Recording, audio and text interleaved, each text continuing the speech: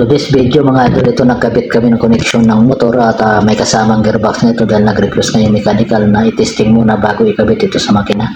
At ito nga pala mga idol, yung problema nito nung una ay medyo maingay yung gear niya. At ni-repair nila, pero hanggang ngayon mga idol medyo may ingay pa rin, siguro sa teeth nito ng gear niya mga idol, mayroon problema rito. At ito nga kinukuhaan ng apirahe ng kasama ko ay bawat linya mga idol, ito 0.5 ampere lang siya. So ibig sabihin mga idol, napakaganda ng apirahe ng motor at pinalitan na rin ito namin ng bearing. Kaya nga lang po mayroon pa problema rito sa mechanical side at hindi pwede ito ikabit mga idol dahil medyo maingay pa. At ito nga po yan, tinitesting namin sa kasalukuyan at ito nga yung mechanical namin, tatawagin namin sila mga idol.